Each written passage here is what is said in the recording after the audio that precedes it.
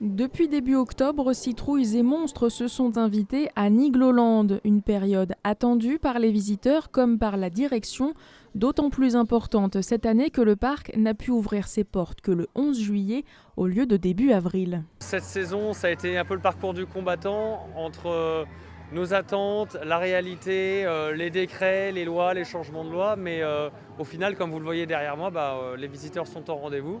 Et pour l'instant, à l'heure actuelle, on est assez satisfait. Même si le bilan de la fréquentation sera forcément inférieur aux 600 000 visiteurs habituels, le public cette année s'est déplacé de plus loin. La clientèle cette année, c'est plus venu des grandes agglomérations et métropoles qui sont à plus d'1 heure et demie de Nigloland. On a eu une augmentation du nombre de Parisiens, du nombre de Nancéens également qui sont venus au parc, et moins les locaux, les Aubois, les Haut-Marnais. Mais les chiffres prouvent aussi qu'ils reviennent pour Halloween.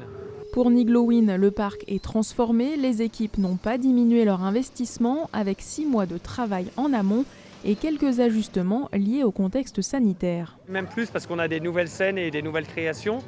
Après, on s'adapte, même nos monstres qui sont juste derrière moi, au lieu de se balader, de toucher les visiteurs et de leur faire peur, on les enferme dans leur petit enclos. Et eux aussi, même les monstres, même les morts-vivants, ils doivent garder leur distance de sécurité.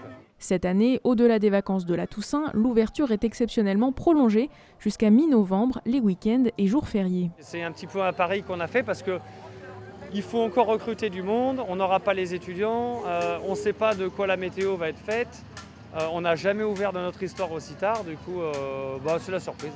Et une autre surprise se prépare pour la saison prochaine. Le montage d'une nouvelle montagne russe a commencé ce mardi. Une attraction comme ça, c'est prévu depuis 5 ans, planifié au niveau du travail, mais au niveau aussi des budgets.